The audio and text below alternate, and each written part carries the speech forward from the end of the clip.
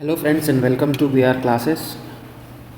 Paper 4 GS2 का जो हमने साइंस का लेक्चर चालू किया था उसमें हम फिजिक्स पढ़ रहे थे। लास्ट क्लास में हमने लाइट पढ़ा था, प्रकाश, और आज हम देखेंगे न्यूक्लियर एनर्जी, नाभिकीय ऊर्जा के बारे में आज हम पढ़ेंगे। तो चलिए स्टार्ट करते हैं आज का वीडियो।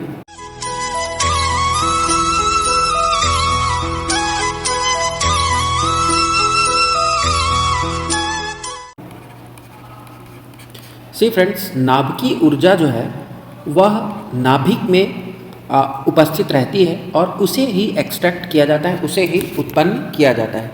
तो जो नाभिक होता है, न्यूक्लियस होता है, वह क्या है, बहुत ही विशाल ऊर्जा का एक स्रोत है और इसी ऊर्जा के स्रोत से हम नाभिकीय ऊर्जा को क्या करते हैं, प्राप्त करते हैं। तो नाभिकीय ऊर्जा प्राप्त करने के लिए यदि हम सीधे सीधे इसके टॉपिक पर आएँ तो हमें यह जानना है कि नाभिकीय ऊर्जा कितने प्रकार से हम प्राप्त कर सकते हैं। तो उसके लिए नाभिकीय ऊर्जा को प्राप्त करने के लिए प्रतिक्रियाएं की जाती हैं, रिएक्शंस जिसको आप इंग्लिश में बोलते हैं। तो प्रतिक्रिया जो होगी वह की जाएगी। अब प्रतिक्रिया कितने प्रकार की होगी, तो प्रतिक्रिया होगी दो प्रकार की। सबसे पहला प्रकार होता है आपका नाभिकीय संलयन, जिसे इंग्लिश में न्यूक्लियर फ्यूज़न कहते हैं, और दूसरा जो होता है वह होता है आपका नाभिकीय विखंडन, नाभिकीय विखंडन, जिसे आप इंग्लिश में बोलते हैं न्यूक्लियर फिजन। तो यह दो प्रक्रियाएं आपको देखने को मिलेंगी। तो इन्हीं दोनों प्रक्रियाओं पे ही आज हमारा ये डिस्कशन होगा और इसके अलावा एक टॉपिक और हम डिस्कस करेंगे।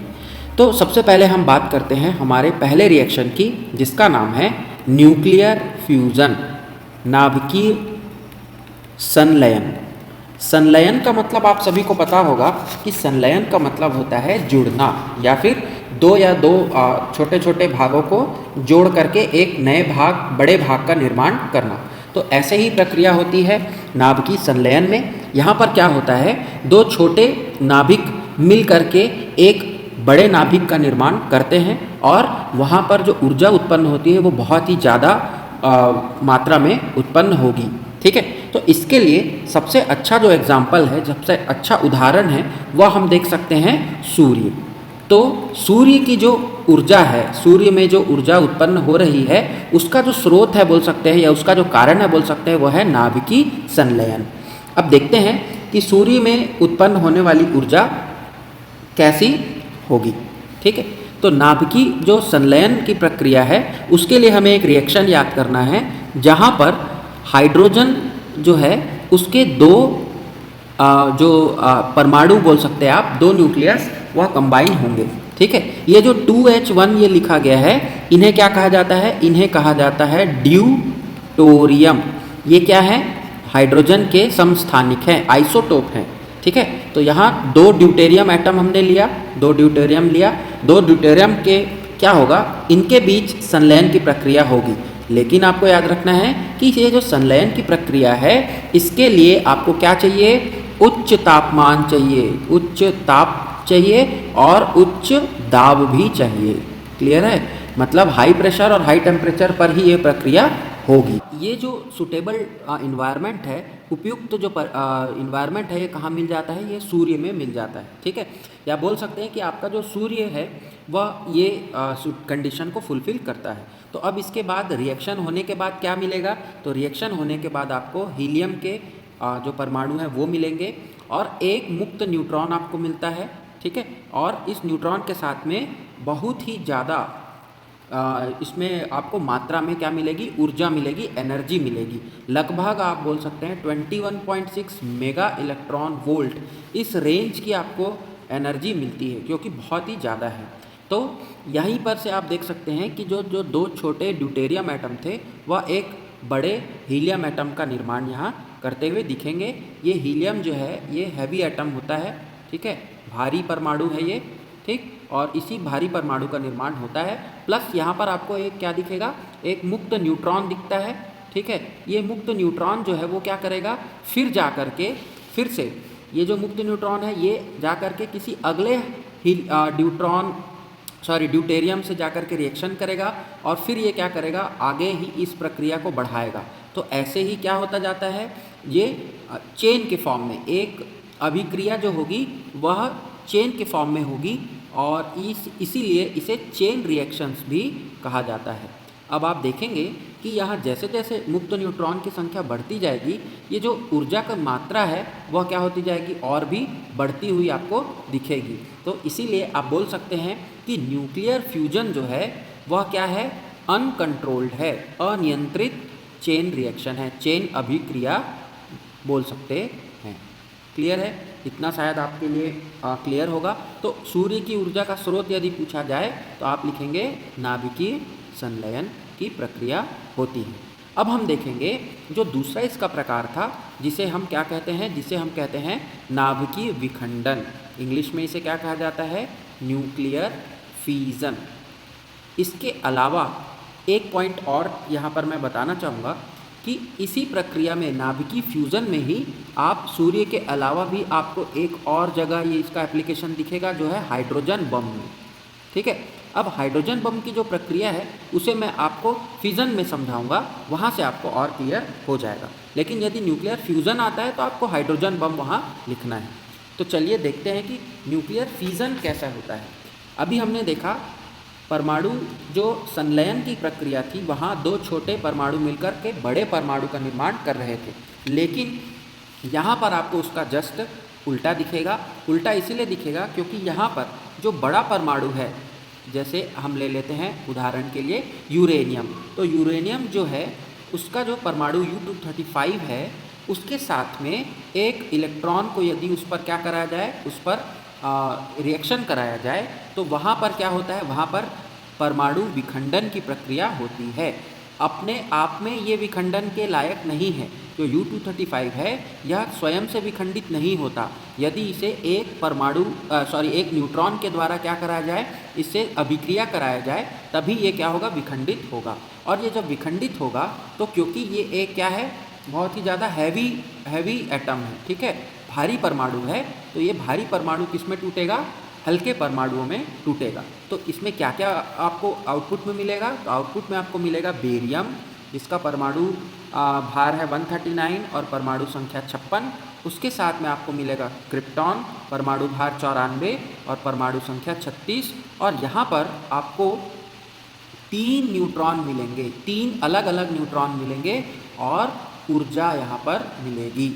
ये जो प्रक्रिया है न्यूक्लियर फिजन की प्रक्रिया, ये आपको कहाँ मिलती है या कहाँ पे इसका इस्तेमाल किया जाता है, इसका इस्तेमाल किया जाता है न्यूक्लियर रिएक्टर में, जिसे आप हिंदी में परमाणु रिएक्टर कहते हैं। और परमाणु रिएक्टर का काम वैसे तो बहुत सारी चीज़ों में होता है, लेकिन इसका मुख्य काम जो किया जाता है वो होता है विद्युत ऊर्जा के जनन में। तो इलेक्ट्रिसिटी जनरेशन में इसका जो है बहुत इंपॉर्टेंट रोल है। न्यूक्लियर पावर जो है वो बहुत ज़्यादा चलन में है, लेकिन भारत में अभी भी थर्मल पावर ही ज़्यादातर चलन में देखा जाता है। न्यूक्लियर रिएक्टर जो है, इसकी जो बात थी ये पुराने सिलेबस में आपको दिया गया था, नए सिलेबस में इसका वर्णन नहीं है, तो हम इसको डीप में नहीं पढ़ने वाले हैं। लेकिन यदि आपको पढ़ना है तो आप कमेंट सेक्शन में लिख दीजिए, मैं आपको इसके लिए एक छोटा सा वीडियो बना दूंगा। तो बेरियम जो मिलेगा और क्रिप्टॉन जो मिलेगा वह क्या होंगे, वह इसके बाई प्रोडक्ट होंगे। लेकिन यहाँ पर हमें जो प्राप्त हो रहा है ये 3 न्यूट्रॉन, ये 3 न्यूट्रॉन क्या करेंगे, एक न्यूट्रॉन, दूसरा न्यूट्रॉन और ये तीसरा न्यूट्रॉन, ये 3 न्यूट्रॉन अलग अलग जा करके फिर से क्या करेंगे, 3 और अभिक्रियाओं को कराएंगे किसके साथ, U-235 यूरेनियम 235 के साथ जा करके ये और 3 अलग अलग अभिक्रियाओं को क्या करेंगे उत्सर्जित करेंगे। लेकिन न्यूक्लियर रिएक्टर में क्या किया जाता है, या न्यूक्लियर फिजन जो रिएक्शन होता है उसे नियंत्रित करने के लिए यहाँ से, मतलब आपने जो 3 न्यूट्रॉन बनाए, यहाँ से क्या किया जाता है, 2 न्यूट्रॉनों को हटा दिया जाता है। तो अब क्या हो गई, अब प्रक्रिया ये हो गई कि 3 की जगह अब आपका केवल एक ही न्यूट्रॉन होगा और वह जाकर के केवल एक बार ही U-235 को क्या करेगा, उत्सर्जित कराएगा। फिर से यहाँ 3 बनेंगे, इन 3 न्यूट्रॉनों को फिर से इन 3 में से 2 को हटा दिया जाएगा, तो फिर से आपका क्या बचेगा, केवल एक ही न्यूट्रॉन। और इस तरह से आप बोल सकते हैं कि ये वाली जो अभिक्रिया है ये क्या हो जाती है, कंट्रोल्ड हो जाती है, कंट्रोल्ड रिएक्शन कहते हैं। ठीक है, नियंत्रित अभिक्रिया। और ये कैसा टाइप का रिएक्शन है, तो चेन रिएक्शन है। ठीक है, तो ये चेन रिएक्शन का मतलब एक के बाद एक के बाद एक ये चेन जुड़ी हुई रहती है। तो ऐसी अभिक्रिया आपको मिलेगी कहाँ, न्यूक्लियर रिएक्टरों में। ठीक है, अब मैं बात कर रहा था कि इसका एक और उदाहरण होता है न्यूक्लियर बम। ठीक है, परमाणु बम आपने सुना होगा, हिरोशिमा और नागासाकी में गिराए गए थे। और परमाणु बम में क्या होता है, सेम यही न्यूक्लियर फिजन की रिएक्शन होती है, लेकिन यहाँ पर जो रिएक्शन होगा वहाँ पर ये जो सुखाने की प्रक्रिया, ये 2 न्यूट्रॉन हटाने की जो प्रक्रिया है, इसे वहाँ पर नहीं किया जाता, जिसके कारण ये क्या होता है, अनियंत्रित हो जाता है। और अनियंत्रित होने के कारण इसमें जो ऊर्जा होगी, जो एनर्जी मिलेगी, वो बहुत ज़्यादा मिलेगी। तो एनर्जी का अमाउंट यहाँ बढ़ता जाता है और ये और भी विध्वंसक होता जाता है। अब हम बात करते हैं हमारे जो एक एग्जाम्पल मैंने छोड़ा था यहाँ हाइड्रोजन बम का। तो न्यूक्लियर बम के साथ में ही क्या किया जाता है, इस हाइड्रोजन बम का प्रयोग किया जाता है। हाइड्रोजन बम में आपको न्यूक्लियर फ्यूज़न कराना है, संलयन कराना है। संलयन के लिए हमने देखा था उच्च ताप और दाब की। तो पहले न्यूक्लियर बम को क्या कर देंगे, चालू करा देंगे या इसे पहले विस्फोटित करेंगे। उस विस्फोटन से जो ऊर्जा प्राप्त होगी, उस ऊर्जा और ताप को ये क्या करेगा, हाइड्रोजन बम अवशोषित करेगा। और हाइड्रोजन बम फिर क्या करेगा, हाइड्रोजन बम में नाभिकीय संलयन की प्रक्रिया आपको चालू हो जाएगी। और हाइड्रोजन बम जो है वो न्यूक्लियर बम से और भी खतरनाक हो जाता है, क्योंकि ये क्या करता है, ये अनकंट्रोल्ड चेन रिएक्शन, अनियंत्रित चेन अभिक्रिया को जन्म देता है। तो इस तरह से हमने देखा कि न्यूक्लियर संलयन मतलब नाभिकीय संलयन और नाभिकीय विखंडन क्या है, और नाभिकीय ऊर्जा हमें कैसे प्राप्त होती है। अब इसी में ही आपके सिलेबस में एक और जुड़ा हुआ टॉपिक है यहाँ, जिसका नाम है गैस विसर्जन। तो चलिए उसे भी देख लेते हैं जल्दी से। गैस विसर्जन का मतलब ये होता है कि जब हमारी कोई भी गैस विसर्जन का मतलब ये है कि इलेक्ट्रिक डिस्चार्ज। ठीक है, गैस में किसका विसर्जन, तो इलेक्ट्रिक का डिस्चार्ज, विद्युत का विसर्जन वहाँ होगा।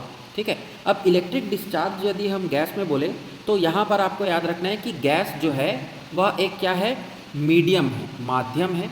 और इस गैस मीडियम में क्या होता है कि जब इसे क्या मिलती है कि विद्युत धारा इसमें प्रवाहित की जाती है, इस गैस के माध्यम में करंट, ठीक है, करंट का फ्लो कराया जाएगा विद्युत धारा का। तो इस गैस में क्या होने लगेगा, इसके जो अणु हैं या इसके जो एटम्स हैं वो क्या होने लगेंगे, आयनीकृत हो जाएंगे। तो इसका क्या हो जाएगा, आयनीकरण हो जाएगा, आयोनाइजेशन इसे कहा जाता है। ठीक है, तो आयनीकरण होने के कारण इसमें क्या होगा, विसर्जन जब इसमें प्रारंभ किया जाएगा तो वहाँ पर आपको क्या मिलेगा, एक दृश्य प्रकाश मिलेगा। दृश्य प्रकाश का अर्थ होता है विजिबल लाइट, ठीक है, या विजिबल रेज आप बोल सकते हैं। ठीक, तो दृश्य प्रकाश यहाँ मिलने लगेगा। तो गैसियस डिस्चार्ज में जब गैस में इलेक्ट्रिक डिस्चार्ज किया जाता है, विद्युत धारा को प्रवाहित किया जाता है, तो आयनीकरण होने के कारण उसमें क्या होने लगता है, प्रकाश दिखाई देने लगता है। लेकिन यह जो प्रकाश है यह और भी बातों पर निर्भर करेगा। यह निर्भर करेगा कि गैस किस प्रकार की है। ठीक है, यह निर्भर करेगा कि जो दाब है, प्रेशर है, वह कितना है। यह निर्भर करेगा वोल्टता पे, वोल्टेज पे। तो ऐसे ही बहुत सारे और फैक्टरों पर डिपेंड करता है, ये निर्भर करता है। तो गैसियस डिस्चार्ज आपको समझना है कि अगर इलेक्ट्रिक करंट वहाँ फ्लो कराया जाएगा तो गैस का माध्यम जो है वो आयोनाइज होकर के विजिबल लाइट हमें देने लगता है। ठीक, अब इसका उपयोग कहाँ किया जाता है, तो इसका उपयोग का सबसे अच्छा और प्रत्यक्ष उदाहरण है आपकी ट्यूब लाइटें। ट्यूब लाइट जो अभी आप यूज़ करते हैं वह ट्यूब लाइट नहीं, एलईडी की बात नहीं कर रहे हैं हम बात कर रहे हैं हमारे फ्लोरेसेंट ट्यूब की। ठीक है, जो पुराने ट्यूब लाइट आते थे वहाँ पर हम बात करेंगे। तो फ्लोरेसेंट ट्यूब लाइट में इसी प्रक्रिया का इस्तेमाल या इसी प्रक्रिया का उपयोग किया जाता है। ठीक है, इसके अलावा जो बहुत सारे ऐसे परिपथ विच्छेदक होते हैं, सर्किट को जो डिस्ट्रॉय करने का या उसमें क्या करने का, उसमें कुछ सुराख बनाने का काम में लाए जाते हैं, ऐसे ही जगहों पर भी इसका इस्तेमाल किया जाता है। तो गैस विसर्जन जो है, इलेक्ट्रिक डिस्चार्ज जो है गैसों में, यह भी एक टॉपिक था आपका। और यह यदि आपको आएगा तो इतना आपको लिखना है। इसके अलावा यदि आपको डायग्राम इसका बनाना है। सपोज़ अगर ये ज़्यादा नंबर का आ जाता है तो आप ये वाला डायग्राम वहाँ बना दीजिएगा। ये दो आपके क्या हो गए, इलेक्ट्रोड्स हो गए, और यहाँ पर हम भर देते हैं अपनी गैस को। ठीक है, ये गैस है, इन गैस को भर करके इसमें क्या होता है, इसमें धारा जो है वोल्टेज प्रोवाइड कराया जाएगा। ठीक है, इसमें वोल्टेज जो है वो प्रोवाइड किया जाएगा।